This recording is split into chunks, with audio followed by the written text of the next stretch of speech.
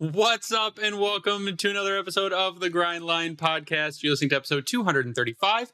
I am here tonight with Ryan and Tyler again. It's like 2 episodes in a row, which is pretty amazing. But how are you guys doing tonight? Just watching Tyler stuff his face again. Jesus. This reminds me of what we were at when he was in town. Was it 2 years ago? I want to say. And we were out to eat, and we more or less dared him to see how much of was it a burger or a wrap that you just pretty much shoved the entire thing in your mouth? It was a wrap. Yeah. It's impressive and also terrifying. And that's where was it? Was that at World of Beer? That was at Mavericks, yeah. Mavericks, yeah. Yeah, no, that's what you just shoving the rest of your burger in your mouth reminded me of. Other than that, though, I'm good. It's officially the dead season. So let's see what shenanigans we can get into. Tyler? I'm doing fantastic, getting ready to move here, unfortunately, and fortunately at the same time. Moving sucks. So, as everybody probably knows. But yeah, I mean, other than that, doing fine. The weather is wonderful here. It's hot as hell. All right, so we have a show tonight. And by we have a show, as Ryan had alluded to, it is dead news season, which means that the front office is all actually taking their vacation because everything's wrapped up except for a Joe Veleno contract, which we are still waiting on. Don't know what's happening there. But I put out on Twitter today. I put out on X today. Tonight we will be playing Will They, Won't They? So we are playing Will They, Won't They tonight. We had people submit their Will They questions, and we will answer if they will or if they won't. And there's a very extensive list this time. So we're going to get through about half of them. We will take a break for commercial, and then we will get through the other half of them. And just off the top, you guys, if you could go sub to us on YouTube if you're not already watching us there, please do so. Drop us a sub. Turn on the notifications. You'll get notified every time something goes live, and we would really appreciate it. Thank you guys very much. But will they, won't they? And we're going to start right off the top with one of our favorite people, Mario. Mario at Not Luigi 89. Will Ryan lose his ticket package after strangling a fan in his row that is caught doing the woo? And there's a high chance, Mario. It's a real good chance, because if Ryan gets enough beer in him and someone woos real loud, there's no telling what Ryan might do. See, here's the perks of the fact that there's 2 tickets as a part of this package, and that the other ticket, 99.9% of the time, will be my wife, who will threaten me with my life if I do anything to sabotage our season tickets. I'm going to go with won't. But the odds are it's like a 50-50, 51-49 balance right now. I'm sorry if I look distracted. I got a new dishwasher today, and I put the old dishwasher by the curb, and a man pulled up in a windowless white van, put a ladder up against the side of the van, hoisted the entire dishwasher over his head, climbed the ladder, and put it on top of the van. That is a feat of strength and skill that I have yet to see. And it was pretty impressive. No, this dude's, he's pretty decently big guy, but he literally hauled the entire thing up a ladder over his head by himself to throw it on top of a van. Do you have a home camera? Like garage camera or anything? I have a Ring. I might be able to go back and take a look at that. I'm going to go back and take a look at that. And if I can download it and get it onto the computer, I may just paste it in the middle of this episode for people on YouTube. So I'm going to have to go back and take a look. We'll see if that happens. But Tyler, is Ryan going to kill someone for wooing in his row? Usually I would say yes, but in this case, no, because I know Chelsea's not going to let him do that. Now, in the odd case, it's me and him going to a game, or it's him and a friend going to a game. There's no telling what Ryan may or may not do. I'm going to go with maybe. But I know you guys don't like that answer, so I'm going to say no. Go maybe. I'm going to say no, because I know you guys don't like the maybe bullshit. All right, I will agree. If me and Ryan go, we both might strangle a person that woos in the same row. From Brendan at Ketzel, Ketzel _EYNON. Will we have a 100-point player this season? And this is getting into the kind of, we're going to maybe differ here a little bit. So who wants to start with this one? Because I'm not going to start with this one. I'm going to go Will. Okay, who? If it is anyone, it's going to be Larkin. And the only reason I say that is because the way that the scoring's balanced out, we've already went ad nauseum into the reasons why. DeBrincat is a big part of that. If he can score even 30 plus goals, 30 goal scorer, that's already likely putting up the point total for Larkin, because I would assume they're going to be on the same line. If they're not, then we'll eat our words for that one. But you know damn well they're going to be on the power play together. And if that power play starts clicking this season and kind of carries a little bit of momentum, absolutely. I think he can be a 100-point player rolling with at least 60 assists, I think would be the minimum for him to do that, though. Like, he'd have to go a 30-60 campaign at a minimum, obviously, because that's only 90. But I think that's what would help put him over the edge, is that additional depth scoring. And Larkin, even if it's in between shifts or power play, I think he would be the one guy that could do it. Yeah, I agree. He would be the one guy that could do it. I'm going to lean no. I think he falls shy. I think he's like maybe 90, 88 points, somewhere around there. I still think that's good enough for a significant improvement on the power play and 5-on-5 scoring. But I think he falls shy. I don't think there's any reason he can't do it, but I think just in this case, he's never done it before, and I don't think he does it this year. Maybe next year, though. I will also say no, but I'm going to say that is not necessarily a bad thing.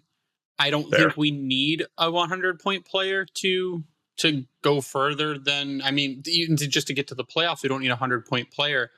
I do think, like I said, with DeBrincat, I think Larkin can hit 90 or 90 plus. I think DeBrincat can hit 90, and I think Raymond can hit 70 or more. So if we get all of that and you get 2 90-point players, you don't need the 100-point player. And don't get me wrong, Larkin hitting 90 points, absolute win.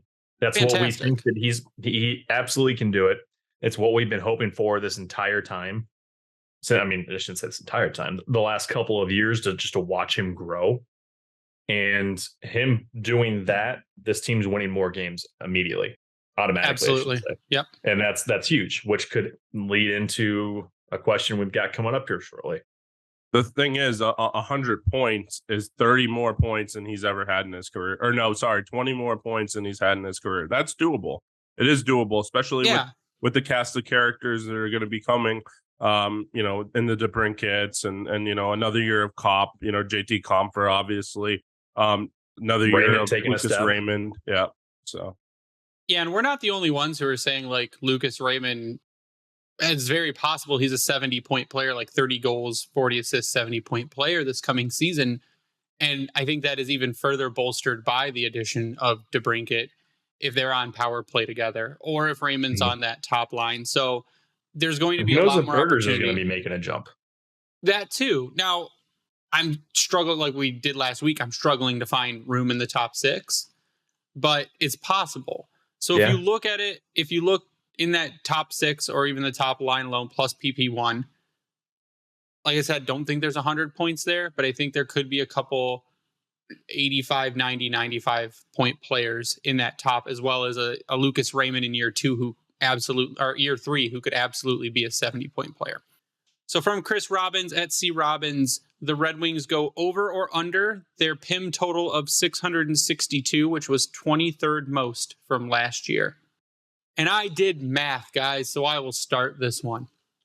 So you removed 34 minutes in Filip Hronek. You removed 26 minutes in Robert Hägg, 24 minutes in Kubalik, 23 minutes in Bertuzzi, 21 minutes in Ernie, 20 minutes in Sundqvist, 19 in Osterley, and 6 in Pius Suter, for a total of 173 minutes removed in penalties from the roster. Now, you're adding in 66 minutes in Klim Kostin, 32 minutes in Shayne Gostisbehere, 14 in Daniel Sprong, 39 in Justin Holl, 45 in Alex DeBrincat, 20 in Christian Fischer, 33 in JT Compher, for a total of 249 added minutes. Wasn't most of DeBrincat's against the Red Wings? Probably. But now it might just be against the Sens. That would be hilarious, wouldn't it? Probably will be. The minute Brady Tkachuk opens his mouth and Alex DeBrincat runs over there and puts his fist in it will be the best moment. Like, if that happens at Little Caesars Arena, the arena will absolutely explode if Alex DeBrincat punches Brady Tkachuk right in his face. You mean like when Larkin clotheslined Matthew Joseph? Well, that, or when Moritz Seider face washed Crosby. When Zetterberg was slashing Jonathan Toews. Was he punching him? I don't remember. He was roughhousing with Jonathan Toews. But I would say that I'm going to say that, yes, they go over their 663 penalty minutes from last season. They're supposed to be more aggressive this season, more gritty. Now, that doesn't mean taking more penalties. And most of the guys we added have a high penalty score on the JFresh cards, meaning they draw more than they take. So there will be calls going the opposite way. But I think in being a heavier, grittier, more aggressive team, you're going to eventually take more penalties. So I will say our penalties go up.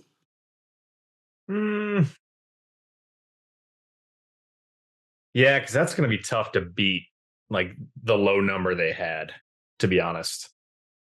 And if you look at the teams that had less, it was the Islanders, Blue Jackets, Blues. How many were actually playoff teams? Several of them were playoff teams. So Blue Jackets notwithstanding, of course. But I don't know. If they can hover around the same, I think you're right. I'm going to go with the will have more. Yeah, I think we'll have more. And the reason being is the additions, but also just the style in which they want to play. I think that will just lead to more penalties. Also, as the league is getting more and more strict on penalties, they're calling a lot more. So I would say they'll go over that amount from last year. Yeah, I think that's going to be a good discussion, is how impactful is officiating this season and how bad is officiating going to be this season? Because last year is one of the worst officiating seasons I've seen in a long time. So if the refs get a little bit more aggressive, those minutes could go up too, because I feel like they were far more aggressive last season than previously. So let's see. Here's what's going to be interesting, though, because major penalties for Detroit per NHL.com, they were one of the least major penalized teams. So they had a lot of minors. Minors-wise, they were, as Tyler would say, a lot of ticky-tack bullshit. Yeah, they were 13th in the league in minors. And they had 8 major penalties, so 8 fights and 3 game misconducts. When you look at like a team like Montreal, who had 33 majors and 12 misconducts. Jesus Christ. So, well, they were losing in the scoreboard and on the ice. I'm going will. They will have more minutes. Yeah, they bringing in a guy like Klim Kostin to basically, like, he's not afraid to beat people up. I think that's going to be good for the team as well. Just like you said, that grit is going to come with penalties. Gostisbehere, he's going to go Mighty Mouse on somebody. Yeah, it'll be interesting to see. So we're going to move on to Tommy Cavanaugh at Tommy Cavanaugh. Will Ben Chiarot be a Red Wing on October 12th when the regular season begins? I assume that is, are we going to trade Ben Chiarot? As much as I think we would all love to say yes, there's no situation. There's no situation I can see in which any team would take Ben Chiarot, unless, I mean, not even Toronto. Toronto needs to get rid of cap. Even if you took Matt Murray to give them Ben Chiarot and 8 part of Ben Chiarot's salary, I don't even see that working. For 3 more years. I'm not either. I don't care if the cap goes up or not. I mean, maybe next season, sure, but at 4.75, you're not. I don't think anything happens until the new year turns over. I think at a point this season, Ben Chiarot will probably be scratched. Like, you're going to have a very expensive, healthy scratch probably at some point in Ben Chiarot. And it's not going to be Gustav Lindstrom. If no, it is, that'd be great. But you got to think at that point, you're looking at a Wallander, Edvinsson, or Johansson. Yeah, but he will, absolutely. On October 12th, he will be a Red Wing. It's just, if there was a way to get rid of him, they would. But there's no way to get rid of them. So, yeah. I agree. And I think if they were going to get rid of him, they would have done it by now. I think Yzerman has no problem putting him in the press box. If he doesn't play well to start the season, or if he has a rough training camp or something like that, and one of the younger kids, Edvinsson, beats him out or something like that. But I don't think he's going anywhere in terms of other teams. Now, could he be waived at some point? Is that something that is possible? I mean, I wouldn't rule it out with Steve Yzerman. I know that's kind of like Yzerman eating crow, kind of though. Like, he just signed him a year ago. A lot of I told you so's. Maybe you included there, Tyler, but it is what it is. I mean, there's going to be guys very soon that are replacing half this defensive core. So, and you win some deals, you lose some deals. Like I think when it's all said and done, and even right now, I think Yzerman's won more deals than he's lost. So.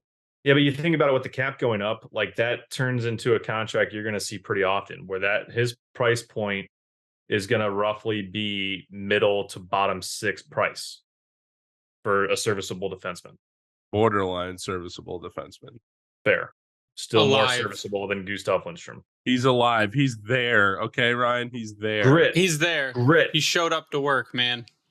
But not even the grit. It's so weird, though, right? Ben Chiarot, you think of, and like obviously we saw him play in Montreal, we saw him play in Florida. But you think of Ben Chiarot, you think of like a guy like formerly like Luke Shen, like where he's a shutdown defenseman. He's really good defensively. Ben Chiarot's like the opposite. He sucks defensively. He's bad at turning the puck over. He's bad offensively, although that's like his calling card. Has been Decently decent at offense, but I don't see any value in Ben Chiarot being. All right, let's get off the Ben Chiarot because we can hammer this one home all day.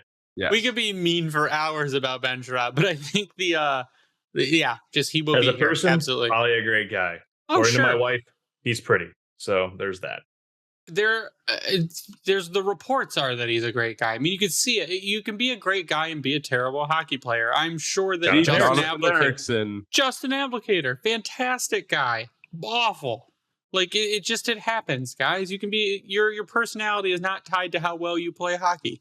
But like with Abdelkader, I loved the player. I hated the contract. See, yes, well that too. Adam Kerr. At Adam Kerr 05, will James Reimer have a higher save percentage than Ville Husso? So Ville Husso's save percentage in 2022-23 was an 8.96. James Reimer's was an 8.90. If you go back a year, James Reimer was at a 9.11 and Ville Husso was at a 9.19. So it's going to be, I mean, and it depends. I think their split is going to be probably 40-30 around there, like a 45-30 whatever to get to 82. And I'd say no. I mean, Ville Husso seems determined to come back, to tighten up, to get his save percentage up, to get his goals against down. James Reimer's getting another year older. Next March he will be 36. Ville Husso is only 28 right now. He'll be 29 in February. I will say that Ville Husso has, and I don't even know if I'd consider it a bounce back year because he was still pretty good. It's just the team in front of him was not fantastic. Well, when we talked to Daniela, he was easily the MVP of the team up until Christmas. Yeah. So if he can get some games off his plate, Reimer can help him lighten the load a bit. He can get his goals against down from a 3.11 to sub 3. I think he can bump his save percentage back up. I'm not sure if he goes back up to 9.19 because that's kind of high with St. Louis. No. If he can get up to a 9.05, a 9.10, I think that he still beats out James Reimer because I think James Reimer, less games played, so the save percentage can take a hit, especially early on. Or James Reimer takes a hit and Alex Lyon comes in. I'm hoping that with the depth that we've brought in, how we've talked about what we've seen so far from the moves made as a team, the defense as a team continues to improve. A lot more two-way type players that really do focus on the defensive aspect, even on the back end, even though I know Holl can be question mark for some. We're going to see how it plays out if it's a Chiarot 2.0. Hope not. Gostisbehere, we know, can play a full length of the ice. And the rest of Detroit's D that we're already familiar with, we're set there. But then you look at the forward core when they brought in, you got to hope that that's going to translate over, which in turn is going to give more clear shooting lanes for the goalie on the defensive side of things, which means that the save percentage is going to go up. Is it going to be a tremendous jump? Who knows? But I'm hoping with things I just kind of mentioned there, that will translate to a better save percentage, meaning Detroit's winning more games, or at least having lower scoring games and hopefully winning them as well. But I'm going to say that Reimer will not, but I won't be upset if it is. I think we're not talking about someone that was also signed who could have a higher save Alex percentage Lyon. even than James Reimer. Yeah, Alex Lyon. I mean, he was down the stretch the guy for the Florida Panthers. Now, I know the Panthers probably have a better defense than the Wings do, but in terms of where the Wings are right now, I mean, I would think Husso's the guy. Even if it's a 1A, 1B situation, I'd still think Husso. I'm not going the 1A, 1B because last year that bit us in the ass. I'm not doing it. So you think it's going to be a guy and then a backup? No, I'm not getting my hopes up on the 1A, 1B because that fucked us last year. So I'm just hoping that we have competent goaltending for the entirety of the season. Yeah, I mean, but I think in terms of the league and where it's going now, it's a 1A, 1B for pretty much everyone, unless you have a Vasilevsky or you have like a Connor Hellebuck or someone like that. Able to insert GIFs into the video, Greg, of the little guy, the stick figure staring at the plane flying overhead of the point. I can make all your dreams come true, Ryan. I can do whatever you want in the video. It depends on how focused I am when I edit it. That's fair. So if you could take Husso's games down to 48 from 56, that might be a big ask. Maybe you take him down to 50. That's 6 less games he has to play throughout the season. I would love to get him down to 45. I'm not sure that happens, but I think if you can get him to 48, that might be a sweet spot, and you give him a little bit more breaks in between. And just, like I said, if you lighten Husso's load, because he is still decently young for a goaltender, I think he performs better, especially since you've kind of fixed the defense in front of him. Yeah, so, not he many got goalies burnt out towards the end of the season. Yep. Yeah, there's not many goalies that played more games than he did last year. And some of the ones that are ahead of him are some of the top in the league. So also they have much better defenses in front of them, arguably. So there you go. So James Reimer, I think we all agree, will not have a higher save percentage than Ville Husso. Hopefully. From Jordan Cole _11 at 11 Jordan Cole. He has a 3-part question. We'll get through this one, and then we will take our quick break. Will Klim Kostin score 15-plus goals this season? That one is going to be slightly difficult, I believe. And I had Klim Kostin pulled up, and he ran away. So hold on. I mean, he has to average, for one, more than 10 minutes a game. So Klim Kostin last season had 11 goals and 10 assists for 21 points with the Edmonton Oilers. His average time on ice was 10 minutes and 4 seconds. I believe that when Yzerman got him, it sounded like, we think he has more in him. We think that he could play a bigger role on this team. I think he could. He's probably going to be a third liner, or maybe they flex him up to the second.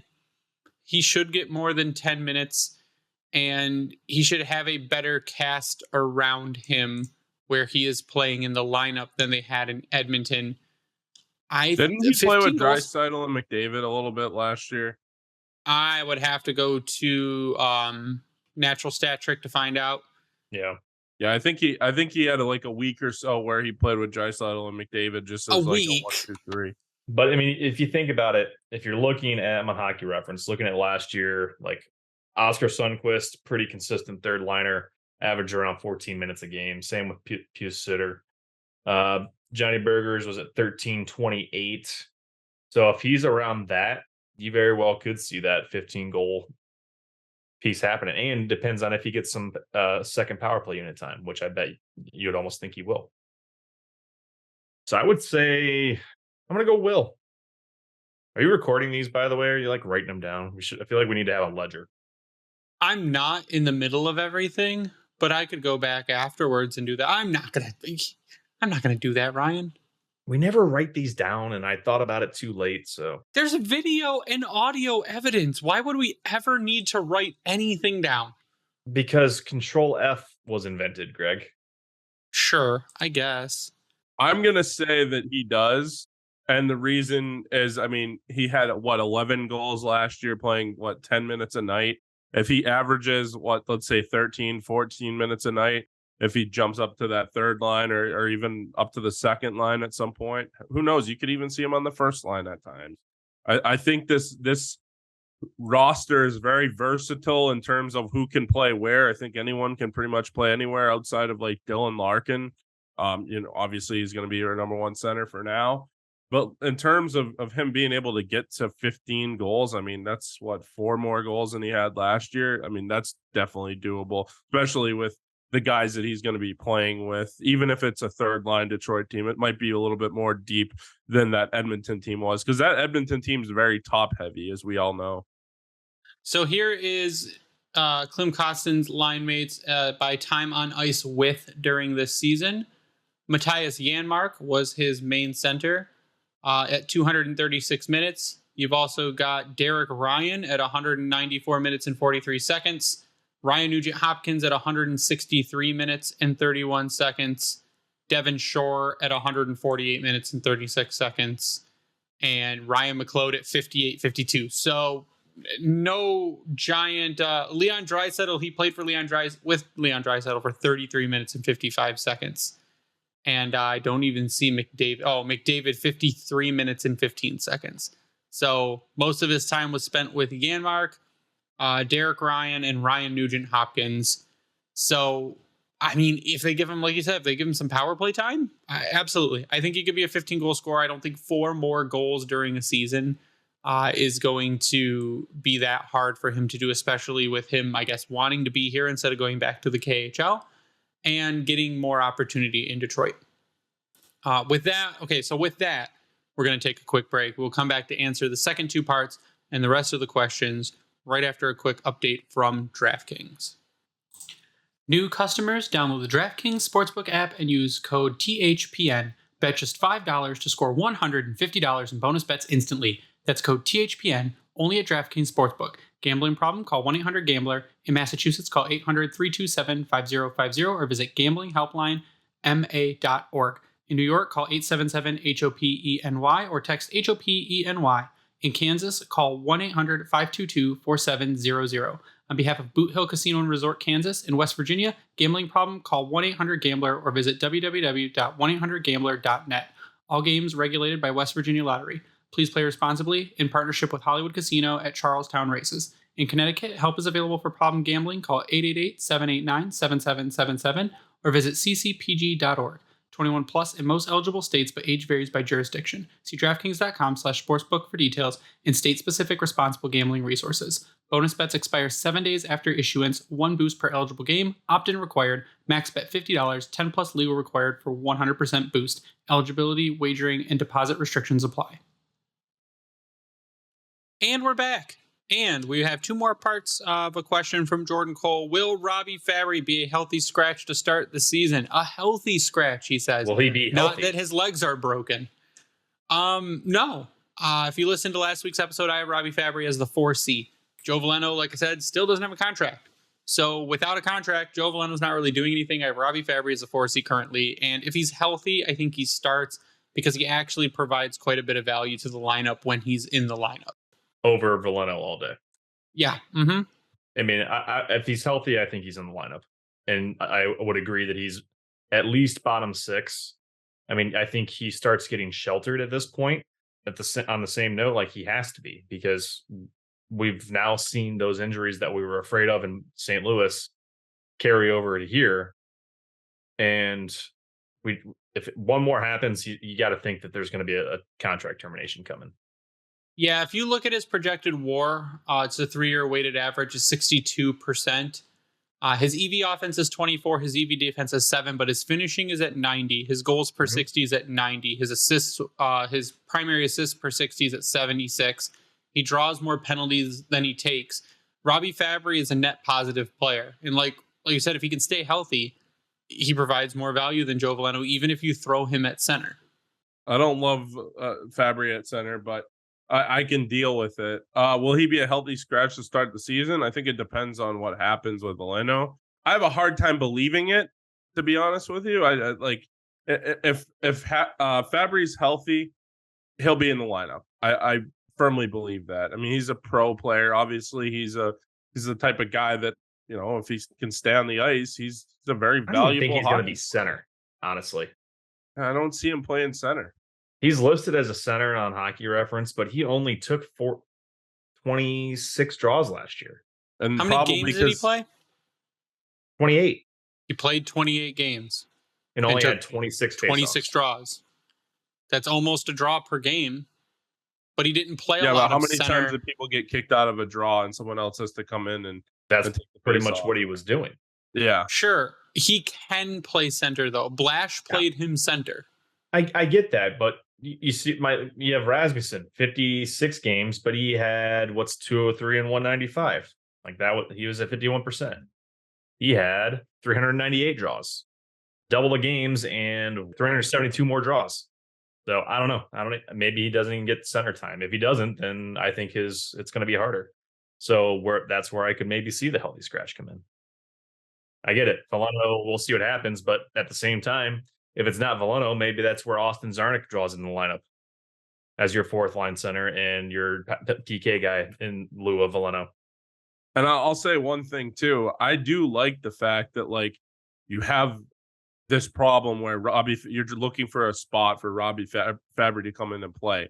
Like Robbie Fabbri is a pretty good hockey player, right? He's not a bad player. He's going to add value to your team, whether he's on the fourth line or on the first line. He can slide up to the first line. He's not going to play there most likely, but if you ask him to play there, he'll go up there and he'll produce too. So it's just a matter of him staying on the ice, and that's really kind of what's derailed his career a little bit. Yep. Last part of the question, will Mo Seider win a Norris this year? No. As we saw from this past season, the Norris Trophy is for the most offensive defenseman. Defense be damned, because Erik Karlsson literally plays zero defense. Like, if you could play negative defense, that would be Erik Karlsson's number. All he does is shoot the puck, and he won the Norris. So no, unless Mo Seider can get his shooting percentage up to like 30%, man, he's not winning the Norris, because it's just all about offense now. If they would break the Norris up into two different trophies, then maybe we'd be talking about some. I could see it. I mean, especially if you do like the offensive award is the Bobby Orr award, the Norris is like the best defenseman overall. I think that would be better, to be honest. Yeah, Erik Karlsson is basically just a forward that's labeled a defenseman. So he's a rover. Yeah, I'm going to answer will not from Mo. Yeah, I like the thought. I think this is going to be a huge year for him, obviously, because for one, it's kind of a contract year unless they give him a bridge. But if he balls out, then we're going to be seeing a long-term extension, I would assume. Will he eventually win a Norris? That's my question to you guys. I think so. Yeah, yes. I would say will. From Lucas Mountain at Lucas Mo, will William Wallander possibly get a 9-game look at the end of the season if there's an injury bug? I would say William Wallander might get a 9-game look at the end of the season if there isn't an injury bug. You just make one up and you sit a guy for 9 games and get Wallander some play. I think that this is kind of the season that they try and sneak some of those guys in. So if Mazur doesn't crack the lineup at the beginning of the season, you'll probably see him for 9 games at the end. You'll see Marco Kasper doesn't make the opening night lineup. You'll see him for games during the season up to 9. You'll probably see Wallander or Johansson. Edvinsson, if he doesn't make the lineup, you'll see him for 9 more games. It's all about how much does Yzerman want to slide contracts still? But I think this is the time where you're looking at next season. You're looking at the available roster spots, and you're looking at guys that you know are right on the cusp of making the lineup, and you just want to get them that taste, that 9-game taste. And I think Kasper would have gotten 9 games if he wouldn't have broke his kneecap during that game. But you get them that taste so that they know going into the summer what they need to work on to make the roster coming out in the next season. So I would say there's a host of guys that'll probably get 9 games at some point this season, because we only saw just Edvinsson got his 9 games last season, and then Kasper would have. Yep. So yeah, so I would think have you seen see Johansson as well. Yeah, I think you see multiple guys this season too. Yeah, if Johansson wasn't hurt, you would have saw him as well. I think it depends on how the season goes. If you're looking at a playoff spot and you're playing real good hockey and everybody's healthy, I mean, obviously that's a pipe dream. Not everybody's going to be healthy, but you have to have somebody out for more than 9 games for someone to draw into the lineup. Do you have multiple people? I don't know. I think Wallander certainly is up there for a debate for being able to play the 9 games. I think if you're a playoff team, no. But if you're not a playoff team, then yes. So wait, are we talking about which one are we on? Wallander or Wallander? Wallander. Well, I'm going to go with Will. But maybe not so much for someone's going to get hurt. I think it's inevitable. And that's that. That's Ryan's answer. Someone's going to get hurt. There's not much you can go on. I mean, that sounded more like a threat than anything, Ryan. It's tough because actually, you know what? I'm going to go with won't, because you've got Edvinsson's right there. You know, Johansson's right there. There's a lot of hype for Wallinder, but the way that we've seen things play out, if it does happen, it could be at the end of the year. But I think right now in the pecking order, he's like third. So I'm going to say he's going to get a full year in Grand Rapids to let it play out, see what happens. Unless something goes crazy and he really outshines Edvinsson and Johansson, for instance, I don't think that he cracks it, maybe for just a couple games, if at most. Now, this next one is not a will or won't, but I will take it anyways. Who ends the year with a higher point total in Grand Rapids, Cross Hannes or Amadeus Lombardi? So Cross Hannes played 30 games for the Grand Rapids Griffins last season with 9 goals and 8 assists for 17 points.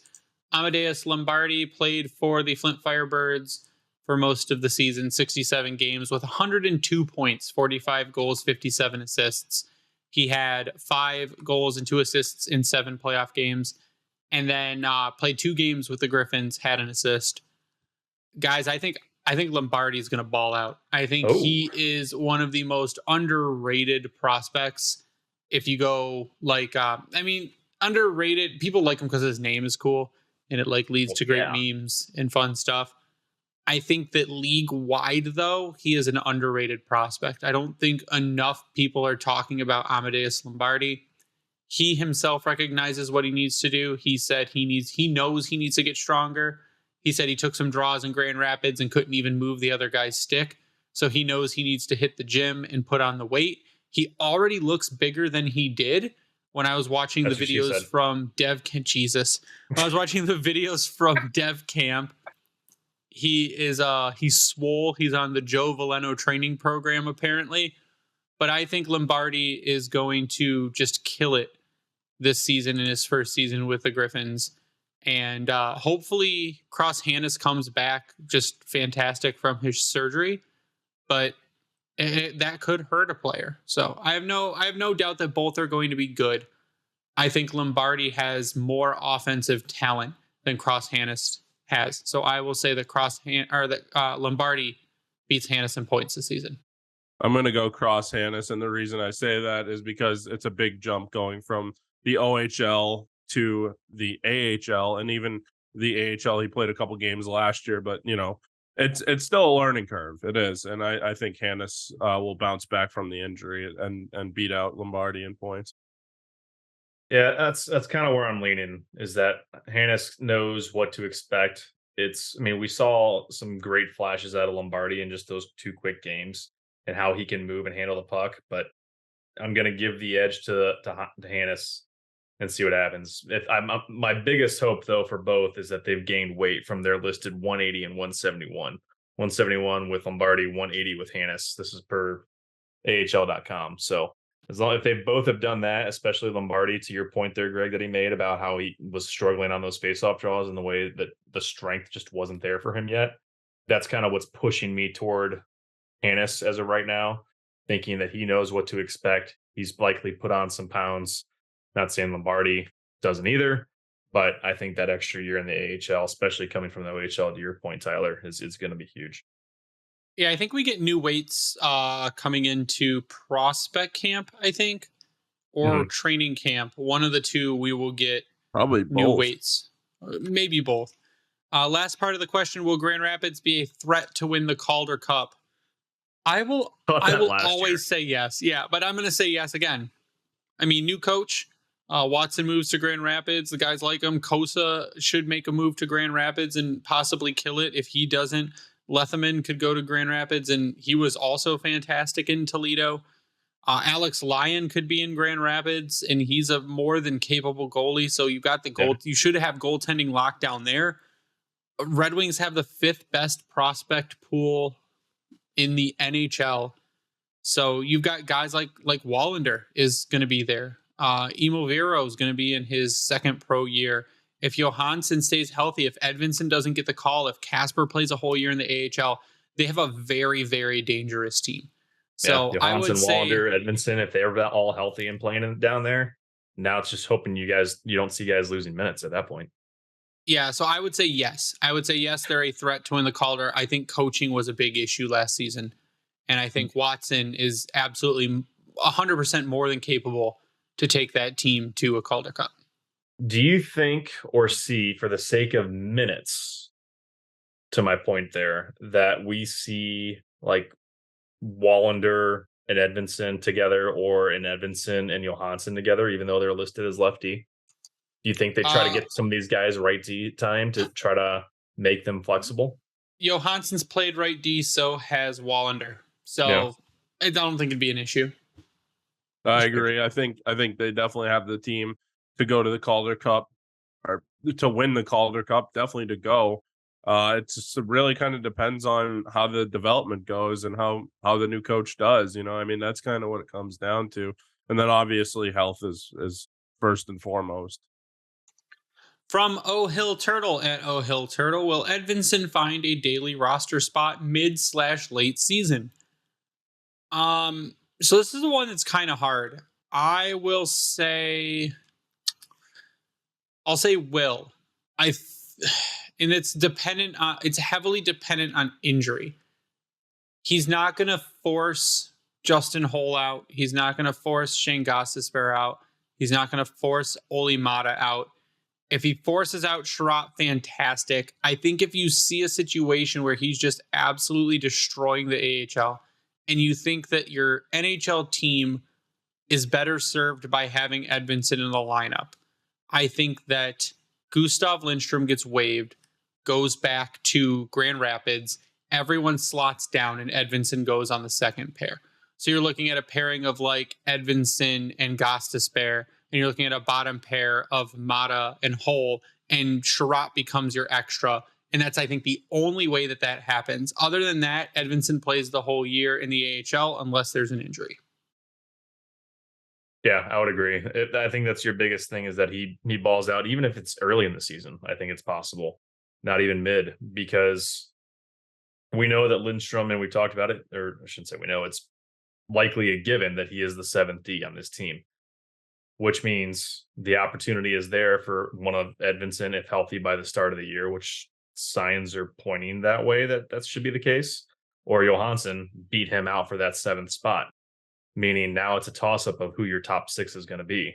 And if one of them, if Edvinsson's gained that weight and now has figured out how to use his body in the NHL, especially when it comes to those, however long the training camp is, or preseason is, I should say, yeah, there's no reason he couldn't even start the season there and push out Lindstrom. And now you've got Chiarot and whoever else, or maybe they roll 7D, which I wouldn't put that out of the realm of possibility either, especially if Veleno doesn't sign or isn't signed by the start of the year and Fabbri isn't fully healthy. Yeah, I think Edvinsson gets in at some point, because injuries are kind of inevitable, even if it's just one or two. And honestly, if Edvinsson plays well down in Grand Rapids, or if he just makes the team out of camp, it's still possible.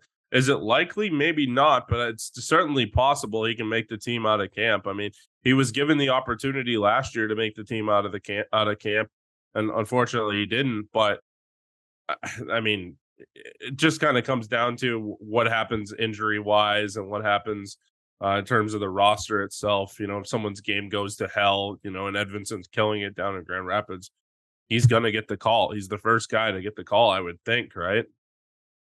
Besides Johansson, I think Johansson also gets a call. It's a good problem to have. I'm not going to completely count out Wallander. Yeah, Wallander seems very determined to prove himself as well. An update on the dishwasher guy.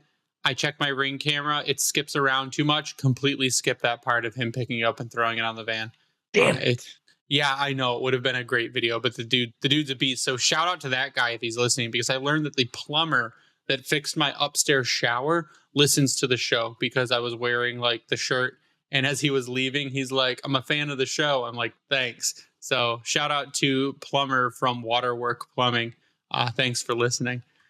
From Cameron Nagel at CNagel91, will Holl be a pleasant surprise? Fucking hope so. I am going to preface this with, I guess that depends on what your expectations are of Justin Holl and how mad you already are about him before he has even stepped on the ice in a Red Wings sweater. So, 80 games played last season, Justin Holl had 2 goals, 16 assists for 18 points. The first thing you look at, 80 games played. He is a sturdy defenseman. He's not losing time to injury. He was a plus 15. Plus minus sucks. He was a plus. I'm going to put it there. You know what else 39 penalty minutes. He had 20 minutes and 14 seconds of time on ice at Corsi 449. What else are you looking at? Blocks and hits. He had 139 block shots, 151 hits, only 20 and 28 takeaways. But yeah, 56 giveaways. But we won't talk about that. But his ATOI is 20 minutes and 14 seconds. If you look at Jay Fresh's WAR card, he's a projected WAR of 46. He has a 50 offense and a 52 defense. He takes more penalties than he draws, but he's at 63% on primary assists, which means he's decent at facilitating play at least. If you're going into it wanting Justin Holl to be a superstar, it's not going to happen. If you want Justin Holl to be a reliable second to third pair defenseman, you're probably going to get that, and you should be happy with that. The problem that I think happens, and there's other people that have said the same thing, is that I think Toronto media and Toronto fan base scapegoat very hard. Or they take one little thing and they blow it way out of proportion just to have a reason to be pissed off. And I think that's what happened with Justin Holl. I think Justin Holl is going to come here. He might not play 20 minutes a night. Maybe Justin Holl plays 18 minutes. But he's going to provide solid defense, which is what you need. He's better than who he is replacing. So present surprise is a weird kind of thing to me because it all depends on what you're expecting. So if you're expecting him to be serviceable, yes, I think you'll be pleasantly surprised because I think he's a little more than serviceable. What's funny too is the stats that we called out. Ben Chiarot had 19 points, 5 and 14. And he actually had 163 blocks compared to Holl's 139. So, I mean, as long as there's not outrageous gaffes while he's on the ice, like many of the times that we did see with Chiarot, and he hovers maybe around, I'm going to use it, a plus minus of 0, where Chiarot was a minus 31. And we know that many of those minuses were kind of self-inflicted for himself. I think you're in a good spot. You can't really be upset. Like he calls himself a 2-way defenseman. If that's what he brings and he shows what he can do defensively and help this team push through offensively, I think you're in a good spot. I'm just hoping he's not a Ben Chiarot 2.0. Hope not. Because that would look really bad on Steve Yzerman. Obviously, the contract will more than likely age well because of the salary cap going up and everything like that. But I mean, you still, that's 2 defensemen in a row that if Holl doesn't turn out to be decent or at least serviceable, Ben Chiarot's like barely serviceable at this point. If he can be serviceable, I mean, that'll be not a pleasant surprise. I think that's what you expect. If he's better than that, then obviously it's a win. I would say he'll be a pleasant surprise because I don't think he'll have the pressure on him in Detroit that he had in Toronto. As I say, they're both going to end up being depth defensemen with also, they're not also tradable guys or untradeable guys, I should say. Apologies. They both have modified no trade clauses, which means all they have to do is submit a 10 team no trade list. They both have the same one. Right there, win. That means their contract can be jettisoned into the fucking sun if Steve Yzerman so wishes. So that's the way I look at it. If push comes to shove, they're depth guys. We'll see what happens. But I hope to the point of it all, he is a pleasant surprise. Will be. I'm going to go with Will. Yeah, I was trying to find a on-ice save percentage for an entire team. Oh, I do have it right here. So his on-ice save percentage was a 90.7, which is in kind of the middle of the pack on the Leafs team last season. There was a couple other stats I was looking for, but like Hockey Reference doesn't give me a whole breakout for the entire thing. I wanted to see his on ice goals for, but it wouldn't give me that breakout on ice goals against. He was on ice for 83 goals against for the Leafs, but he still had, he was still a plus player. So in all situations. Yeah. Yep. So from JFR at JR1419, will a 100% healthy Andrew Copp show his 2022 playoff form? I accept zero Andrew Copp slander on this show. There will be none. So if you look at Andrew Copp's 3-year I'm on Evolving Hockey, his 3-year player card for the 2021, 22, and 23 season, he was at a 38 overall with a 46 offense and a 31 defense. He was below replacement at even strength defensively. He was above replacement at even strength offensively. But, and that's because I'm going to blame it on his core surgery and recovery time. Because if you look at the seasons in the 2020, 21, and 22 seasons, his overall was an 83 with a 71 offense and an 87 defense. That's the Andrew Copp you want. You want the Andrew Copp the 3 seasons before he came to Detroit, before he had to have that surgery and before recovery. He was above replacement in every category except for penalties drawn. That's it.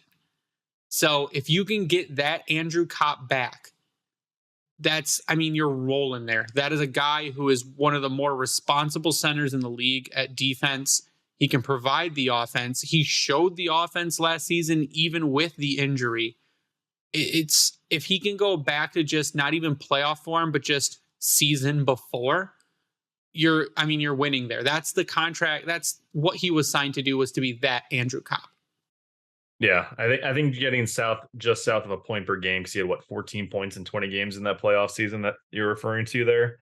That's going to be a tall task, I think. No, I don't think. I kind of feel that's what's going to be the case. But 53 points in 72 games in 21-22 for the regular season. But what's more important, I think, that needs to re-happen this year is the 53.2% face-off percentage. Last year, he was at a 49.8. If he bumps that face-off percentage up quite a bit, the points and likely assists, that's where they're going to come from. Because if he's in the offensive zone winning those draws more often, good things are likely going to happen. We saw that quite a bit with Detroit last year when they won the offensive draw and controlled things quickly. And we see it across the league for that matter. Good things happen. Guys are getting on the score sheet. And if that happens with Copp coming into this season with the way things are hopefully trending, then I think that he could maybe not hit that playoff form, but hit minimum 50 to 60 points. And that's going to be what this team needs. Yeah, I think supplemental scoring and just offense in general is important. And Copp is, another guy that if he can take another step forward, it's crazy to me that he played 82 games last year and, was recovering through that core surgery. So, to see him 100% healthy going into this season will be interesting. Does he get back to that form of the 2021 playoffs, the 2021-22 playoffs? Maybe not, but I don't think you need him to get to that point. I think, Ryan, you kind of alluded to it, 60 points, 65 points, maybe pushing it, but I think somewhere around there would be helpful. Could he get back to 21 goals that he had in the 2021-22 season with the Rangers and Winnipeg? I think that's possible. But yeah, and the cast of characters around him is only getting better on this team in particular. And obviously, hopefully power play points, he'll put some up as well. I think he can be an effective power play guy. I really do. Yeah, I think Andrew Copp coming back at 100%. Absolutely. Absolutely back to form. He's bought into the system. He's meshed well with, he's getting JT Compher back too. So yeah, I think at some point you're going to see the Michigan line out there, if it's on a power play or wherever, that you're going to see at some point a Copp. That's your opening night line. Copp, Compher, Larkin. Yeah, just for the first opening draw. The Michigan line. I think it'll be a much better situation for him going into the season than it was last season. Will Michael Rasmussen pick up where he left off before being injured as an impact player, possibly becoming a top 6 guy? Top line Michael Rasmussen. That's also a possibility. I hope the world. I hope the world for Mike, and I think Mike is going to be a great player. And Yzerman has even said he's an integral part of the team. He's a guy that you need. And you saw what happened once you lost him is the team kind of fell apart. There were other reasons, but it fell apart. You lost that aggressiveness. You lost that net front presence. You lost a guy who's going to go dig pucks out. I think he continues. Now, is he going to be a 30-goal guy? No, I don't think so.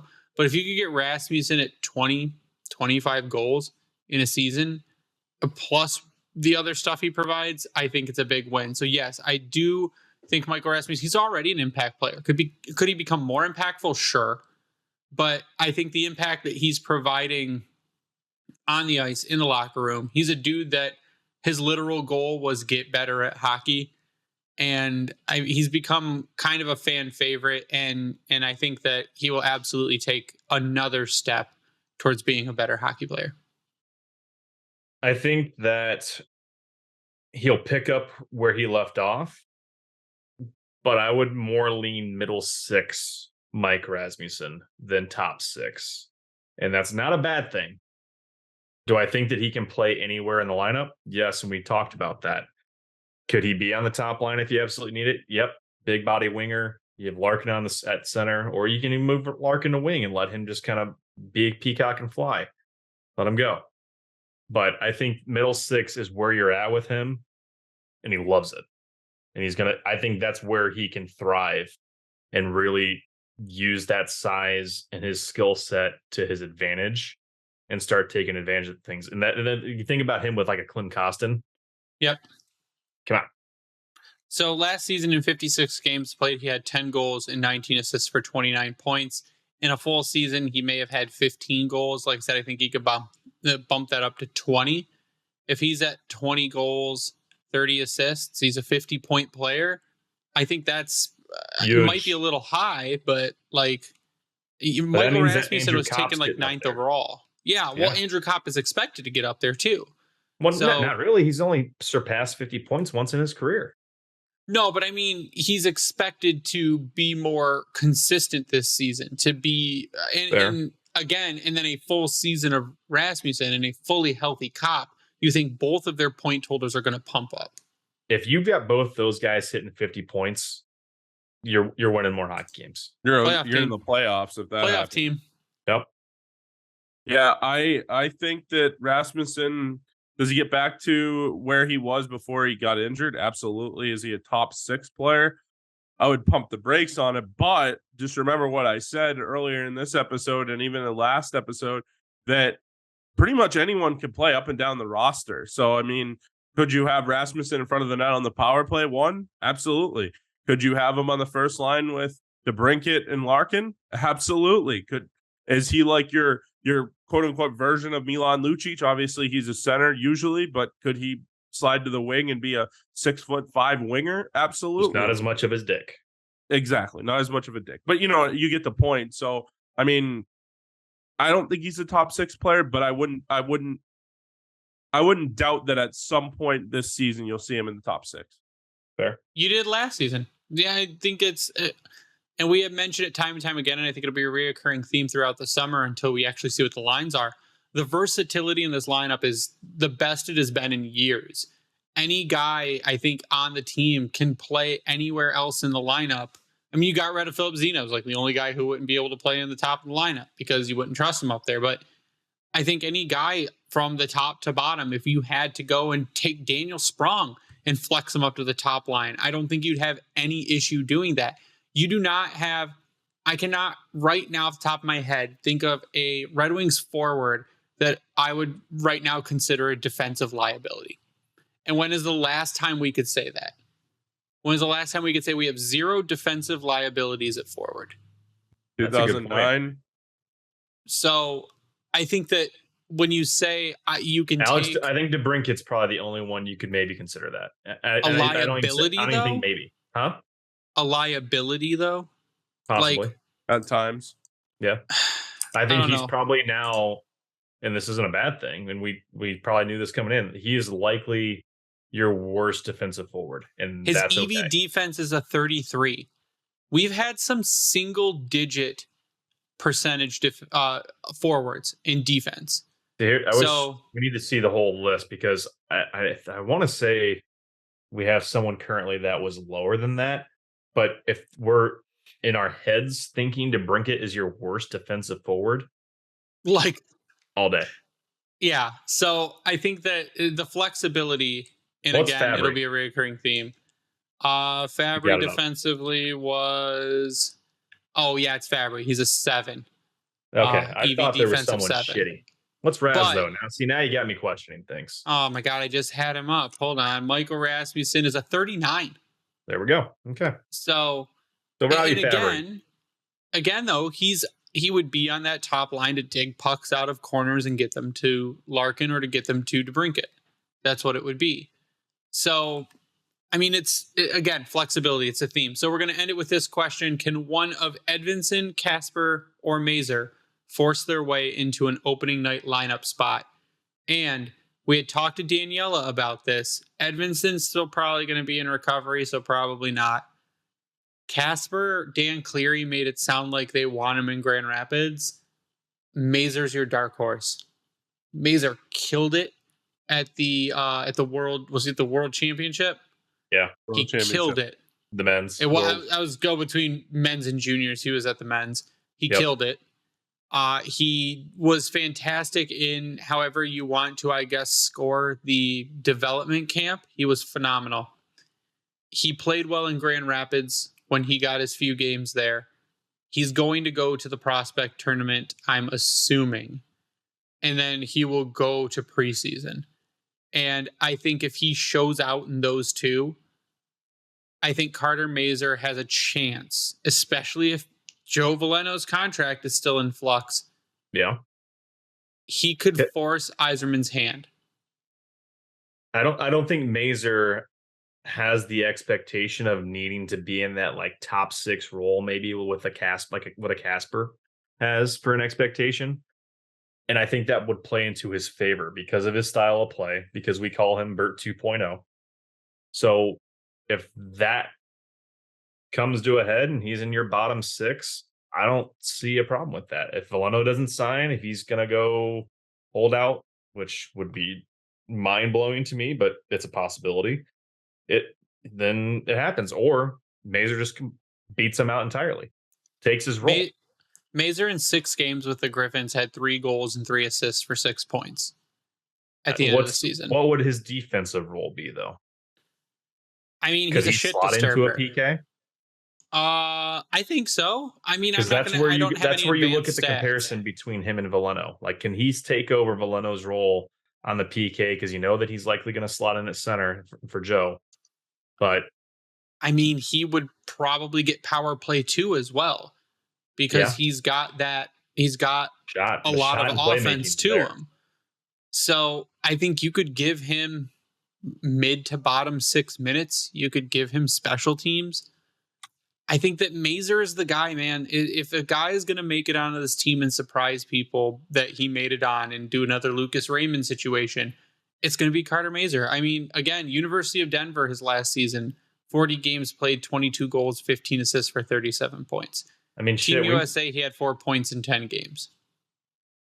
I mean, Veleno may not even get PK time. You think about it, because you got Larkin, Copp, Compher, Kostin, Fischer. Like, that's probably going to be your main guys in the PK, right? Yeah, but if you're looking at a guy on the PK that's going to also maybe take the puck and drive it up and score, like Pia Suter did a couple of times, Mazur is going to be the guy that knocks you off the puck and takes it to the other end of the ice. Yeah. So I think the only thing that might be holding him back currently, he's listed at 6 foot, 172 pounds. He did say that his job this summer was to get better at hockey and eat. BK. So if he can beef up, if he can get himself up to 185, I mean, it's a lot to put on over the summer before the beginning of the season. But if he can get 6 foot 185, let's roll, man. Let him earn that spot, because I think, like I said, if a guy's an impress, it's Mazur. Yeah, I agree. I think he's definitely the guy of the three that were aforementioned to potentially Nice make the usage. roster. Mazer, obviously, I seen him win the national championship at the University of Denver. He plays a lot bigger than he actually is. He's a pretty gritty Mhm. player, Oh, he don't fuck around. especially in this day and age where there's not a lot of the Kachuk kind of players or anything like that. I wouldn't say he's exactly like that, but he's certainly a gritty player and he's not afraid to get his nose dirty. So that's the type of player that Steve Yzerman wants on this team.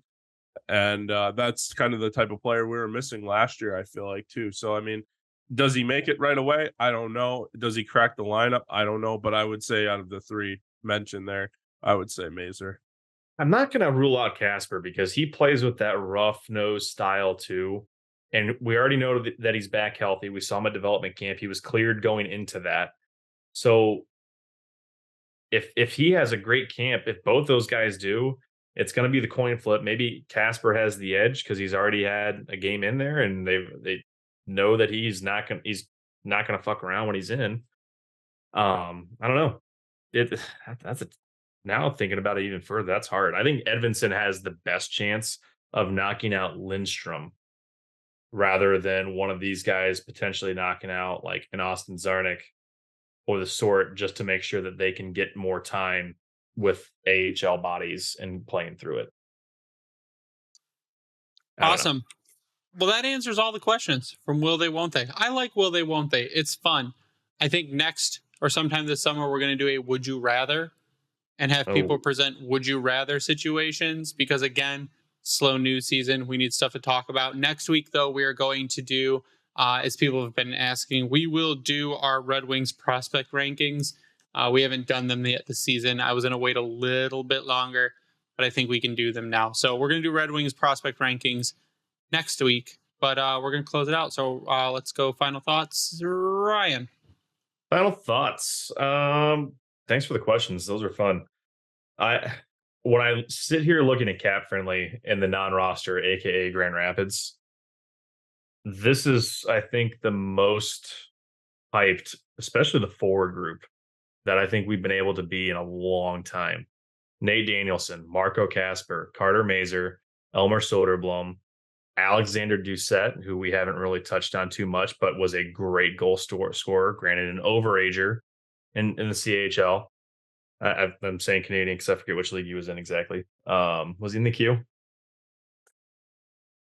I'm seeing a head nod. He played for the Halifax Moosehead. He was in the queue. Oh, God. That's a bad team to name offhand. But then you go from Doucette, Cross Hannes, Taco Hiroshi, Amadeus Lombardi, and then a few guys that have been around for a while, like Matt Luff and Austin Zarnik and several others. But there is a lot of skilled youth knocking on the door between the ages of 18 and 22 years old, because Soderblom is actually the elder statesman at 22, which is incredible. But that's a lot of hope and promise. And there's a lot of roster spots, half the roster really, that's going to be coming available next season alone in terms of forward groups. So do they still need a high-end goal scorer? Absolutely. But they did address part of it by bringing in DeBrincat for 4 years. The team is getting closer, and it's fun to watch. And I just hope that people can temper some expectation while also still having a high expectation, if that even makes sense. But like, don't throw all of your tickets into one basket for this season, thinking that if they don't make the playoffs, it's a failure. Just keep hoping for improvement. If there's improvement, they're pushing for a playoff spot this season. If they get it, fucking awesome, because LCA is going to be fucking loud, and I can't wait. If it isn't, as long as they're competitive going into the end of the season, can't be mad about how it goes. But on that, already ran 33. Yeah, I mean, you talk about the promise and the outlook that we have, and we've been doing this for almost 8 years altogether or something like that. I don't know exactly how long it's been, but we've been doing this for a while, and most of our podcasts have been, how are the Red Wings going to fuck this up? Sad. Are we going to get a first lottery? Are we going to get a lottery pick? Are we going to do this? Like, should we sell? Should we sell at the deadline? You know, what moves are we gonna make in the offseason to make this team worse so we can get better again? And now we're finally starting to talk about a hockey team that's actually worth a damn, and actually worth people's time every night. If you're a hockey fan, obviously they've been worth your time because you love the game, but it certainly tests your time too. So it's certainly something that I'm looking forward to. I know everybody seems to be looking forward to it. I can't remember a Red Wings season that I've been looking forward to like this season. You probably have to go back to even before the last year that they made the playoffs. I don't know, maybe that Chicago year, the 2012 year. Well, yeah. That was probably the last really good chance that we had. And I'm not saying we're even at that level yet, but if you watch the Stanley Cup playoffs last year, two teams that weren't Florida made the playoffs and they were one of the best teams in the league the year prior, but Vegas missed the playoffs and then they went to Stanley Cup. So it's possible. Are you saying that we're getting there and winning a cup? Probably not. But could you push for the playoffs? I believe that we're there. And honestly, I'll tell you what, in terms of looking forward to a season, I don't know that I've looked towards one for a while like this one. I'm counting down the days. Hey, home opener's on a Saturday, so that's even better. Even better. And you can follow me on Twitter at SealDog91. My final thoughts. That was, a question we got from Gurmit at Big Mo. Will Red Wings be in the playoffs? I think it's possible they could be a playoff team, and we're already upsetting like Toronto fans because someone's like, will the Red Wings underachieve as always next season? And then you go to their profile and they're a Toronto fan. So no, but your team will. So yeah, it's going to be a big time, and I'm really excited for this season, and we'll be at several games. It'll be a lot of fun. We also have big news coming up as soon as this deal goes through that we're working on. It'll be another really cool thing that people can look forward to. So you can follow me online at Bring the Week. Follow the Grindline Podcast online at Grindline Pod. Let's give a shout out to Vintage Detroit, which is the only place you get your Detroit jerseys from and worked on. We'd like to thank the Hockey Podcast Network at HockeyPodNet for hosting us and spreading us around. You can check out our merch at redbubble.com by searching the Grind Line. Again, sub to us on YouTube. Just go to YouTube, search the Grind Line. We're all there. Or check out our bio or our links. It's in one of those. And sub, turn on the notifications. If you use the promo code GRINDLINE at Howie's Hockey Tape, you get 10% off. Use the same promo code at Bring Hockey Back, you get 12. But I think that's it. That's going to do it for us tonight. So for Ryan and Tyler, I'm Greg. You stay classy, Hockey Down.